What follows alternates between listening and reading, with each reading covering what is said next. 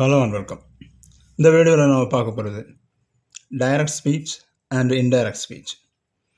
நேர்கூற்று அயர்கூற்று அப்படின்னு அர்த்தம்.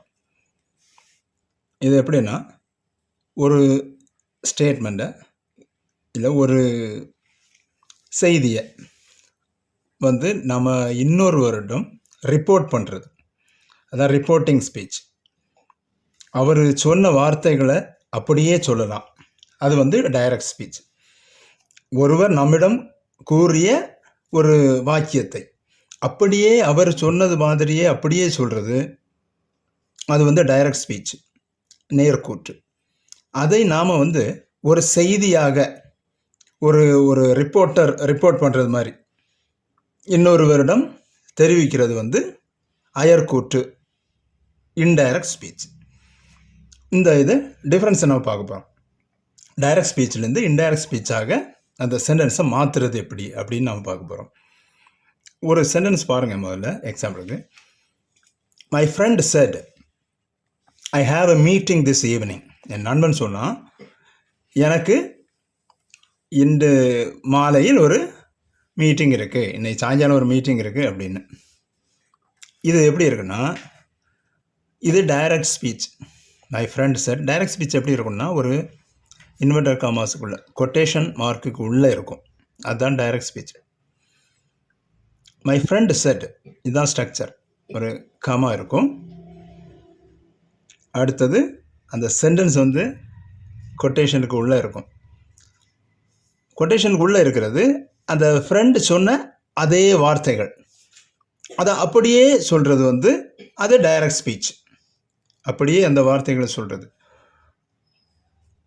அது இதையே நாம் ரிப்போர்ட் பண்ணும்போது என்ன, இன்னொருத்தரிடம் சொல்லும்போது நம்ம என்ன சொல்லுவோம், என்னுடைய நண்பன் அவனுக்கு அந்த மாலையில் ஒரு மீட்டிங் இருந்ததாக கூறினான் அப்படின்னு சொல்லுவோம்.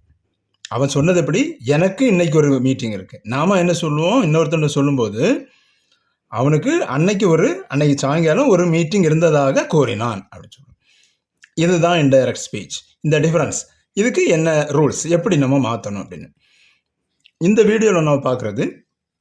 ஸ்டேட்மெண்ட், இந்த டைரக்ட் ஸ்பீச்சில் இன்வெர்டர் கமாஸுக்குள்ள கொட்டேஷனுக்கு உள்ள ஸ்டேட்மெண்ட் இருந்ததுன்னா அதை எப்படி இன்டைரக்ட் ஸ்பீச்சாக மாற்றுறது, எல்லா டைப் சென்டென்ஸும் எப்படி இன்டைரக்ட் ஸ்பீச்சாக மாற்றுறதுன்னு நாம் ஒவ்வொரு வீடியோவில் பார்க்கலாம். இந்த வீடியோவில் ஸ்டேட்மெண்ட் மட்டும் நாம் பார்க்குறோம். மை ஃப்ரெண்ட் செட், அது அப்படியே போட்டுறணும். இது இப்போ பாஸ்ட் டென்ஸில் இருக்குது, ஞாபகம் வச்சுங்க. மை ஃப்ரெண்ட் செட், செட்டுங்கிறது பாஸ்ட் டென்ஸில். அப்போ மொத்த சென்டென்ஸும் இதை நம்ம ஒரு ஸ்டேட்மெண்ட், ஒரே ஸ்டேட்மெண்ட்டாக மாற்றும்போது எல்லாமே பாஸ்ட் டென்ஸில் இருக்கணும். தேட், இது ஒரு கனெக்டிங் வேர்டு. ஸ்டேட்மெண்ட்டுக்கு தேட்டுங்கிறது ஒரு கனெக்டிங் வேர்டு.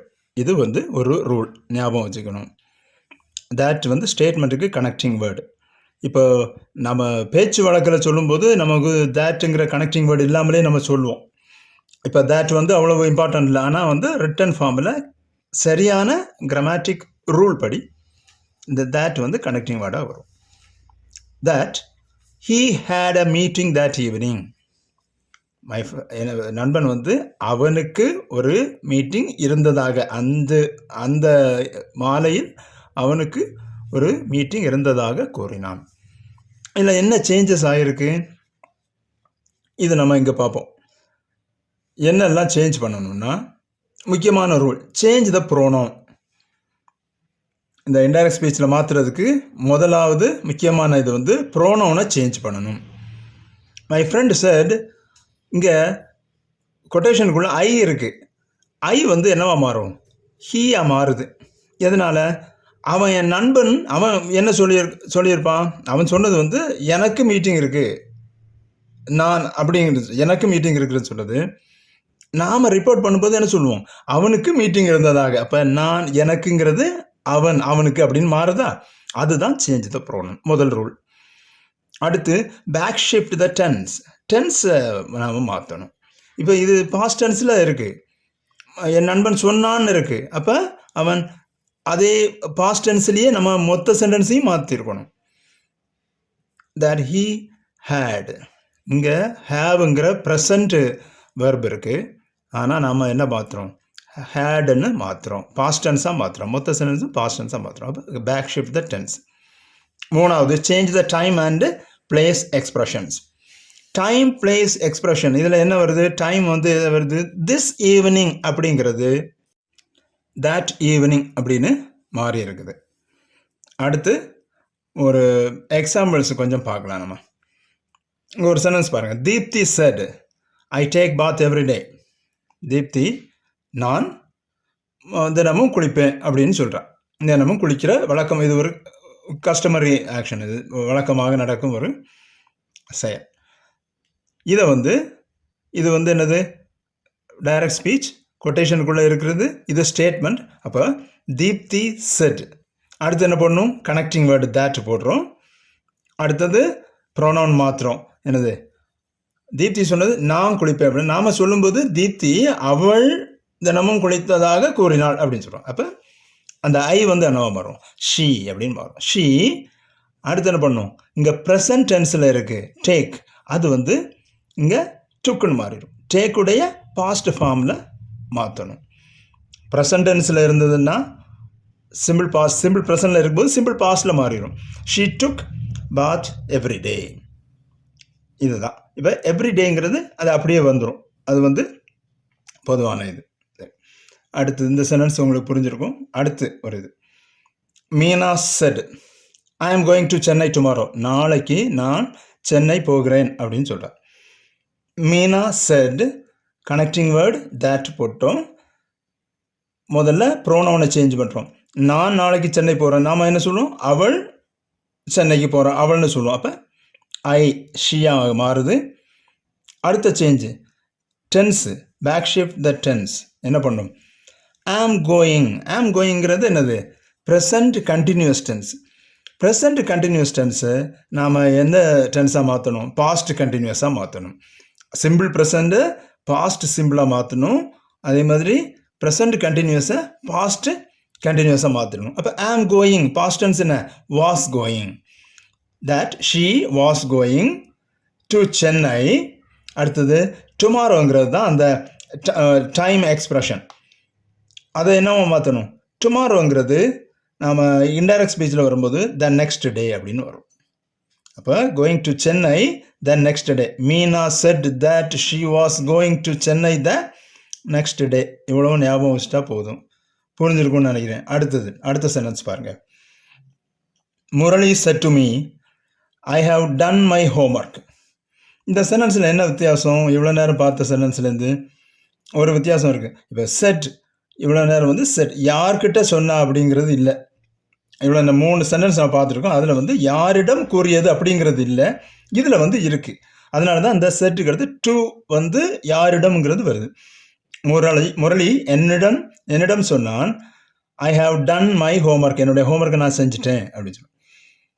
அப்போ இந்த செட் டு வந்ததுன்னா இன்டைரக்ட் ஸ்பீச்சில் டோல்டாக மாறும். செட் டுங்கிறது டோல்டாக மாறும். இது வந்து ரூல், இது கண்டிப்பாக மாறணும். Murali told me set to. இங்கே இவ்வளோ நேரம் என்ன பார்த்தோம், முரளி செட் தேட்னு வந்தது, இல்லை டூ வந்திருக்கிறதுனால செட் டு டோல்டுன்னு மாறும். டோல்டு வந்தால் டூ போடக்கூடாது, டோல்டு டு மீன்னு போட்டுறவே கூடாது. செட் டு டோல்டு மாறிது. Murali told me, connecting word that. அப்புறம் ஐ ப்ரோனவுனுங்க ஹீயாக மாறுது. அடுத்தது ஹாவ் டன். ஹாவ் டன் அப்படிங்கிறது present perfect tense. Present perfect tense வந்து பாஸ்ட் பெர்ஃபெக்டாக மாறும். ப்ரெசண்ட் பாஸ்ட்டாக மாறும், ப்ரெசண்ட் கண்டினியூஸ் பாஸ்ட் கண்டினியூஸாக மாறும். அது மாதிரி ப்ரெசண்ட் பெர்ஃபெக்ட் டென்ஸு பாஸ்ட்டு பெர்ஃபெக்டாக மாறும். ஹாவ் டன் ஹேட் டன்னாக மாறியாச்சு. My homework. மை ஹோம்ஒர்க்குங்கிறது என்ன மாறும், முரளி சொல்லும்போது என்னுடைய ஹோம்ஒர்க் அப்படின்னு சொன்னால், நாம் இன்னொருவரிடம் சொல்லும்போது முரளியை பற்றி என்ன சொல்லுவோம், அவனுடைய ஹோம்ஒர்க்கை முடித்து விட்டதாக சொன்னான். அப்போ ஹிஸ் ஹோம்ஒர்க் அப்படின்னு வருது. அப்போ இந்த ஹிஸ் யாரை குறிக்கிறது, முரளியை குறிக்கிறது. அப்போ Murali told me that he had done his homework. இந்த சென்டென்ஸ் டிஃபரன்ஸை நீங்கள் பார்த்துக்குங்க. அடுத்ததாக Julie said I gave him 2000 rupees last week. போன வாரம் நான் அவனுக்கு 2000 ரூபாய் கொடுத்தேன். ஜூலி சொன்னாள். அப்போது இதை எப்படி மாற்றணும்? Julie set connecting word that. இப்போ யாரிடம் கூறியது அப்படின்னு இல்லை, அதனால் செட் டூன்னு இல்லை, அதனால் நம்ம டோல்டு போட வேண்டாம். Set that. ஐ ஷீயாக மாறுது. ஏன்? அந்த ஐ வந்து யார்? ஜூலி. அப்போ ஷீ, அவள் கூறினாள் வேணும், she. Gave past tense. Simple past வந்ததுன்னா பாஸ்ட் பெர்ஃபெக்டாக மாறும். கேவ்னா had given. Gave, had given him 2000 rupees. அது மாறாது. அடுத்து லாஸ்ட் வீக் அப்படிங்கிறது, போன வாரம் அப்படிங்கிறது நாம் சொல்லும்போது நாம் வந்து ஒரு வேளை ஒரு வருஷம் கழித்து நம்ம சொல்லுவோம். அப்போ சொல்லும்போது நாம் கடந்த வாரம் கொடுத்தாள் அப்படின்னு சொல்ல மாட்டோம். நாம் அப்படின்னா என்ன ஆயிரும்? அந்த ஒரு வருஷம் ஆனது தெரியாமல் போயிடும். அப்போ நாம் சொல்லும்போது, இன்டைரக்ட் ஸ்பீச்சில் சொல்லும்போது, ஜூலி அவனுக்கு 2000 ரூபாய் அதற்கு முந்தைய வாரம் கொடுத்ததாக கூறினா அப்படி வரணும். அப்போ ப்ரீவியஸ் வீக்.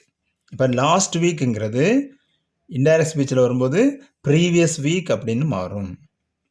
அப்போ நம்ம டுமாரோங்கிறது நெக்ஸ்ட் டேயாக மாறினது மாதிரி லாஸ்ட் வீக்குங்கிறது ப்ரீவியஸ் வீக்காக மாறுது. இதுதான் அந்த டைம் எக்ஸ்ப்ரெஷன். இப்போ நம்ம நிறைய சென்டென்சஸ் பார்த்துட்டோம். இன்னும் ஒரு இந்த இன்வெர்டட் காமாஸுக்குள்ளே எப்படி இருக்குது, ஒரு மாடல்ஸ் இருக்குது, மாடல் வேர்ப்ஸ் இருக்குது. இப்போ யூ மஸ்ட் டூ இட் அப்படின்னு ஒரு இது இருக்குது. he said you must do it அப்படின்னு சொன்னது. இப்போ என்ன மாற்றணும்? இதில் வந்து இந்த மஸ்ட்டுங்கிற மாடல் வேர்ப்ஸுக்கு வந்து பாஸ்டில் வந்து மாறாது, அதுக்கு வந்து மாறாது. அப்போ he said that he must do that. he said that he must do that. மஸ்ட்டுக்கு வந்து நம்ம டென்ஸ், இந்த பேக் ஷிஃப்டிங் டென்ஸ் வந்து மஸ்ட்டு, ஷுட்டு இதுக்கெல்லாம் மாறாது. இந்த மாடல் வேர்ப்ஸ் வந்து பாஸ்ட் ஃபார்ம்லேயே வரும்போது வுட்டு, ஷுட்டு, மஸ்ட்டு இதில் வரும்போது இங்கே டென்ஸ் வந்து மாறாது. அந்த இடத்துல வந்து இந்த பேக் ஷிஃப்டிங் த டென்ஸ் வந்து தேவையில்லை. இப்போ ஸ்டேட்மெண்ட்டை எப்படி டைரக்ட்லேருந்து இன்டைரக்டாக மாற்றுறதுங்கிறது உங்களுக்கு புரிஞ்சிருக்கும்னு நான் நினைக்கிறேன். அடுத்த வீடியோவில் நாம் இன்னொரு சென்டென்ஸை நாம் பார்க்கலாம். இன்னொரு சென்டென்ஸ் அதாவது அடுத்தது வந்து இந்த கொஸ்டின் சென்டென்ஸில் எப்படி நாம் மாற்றுறதுன்னு பார்க்கலாம். See you, bye.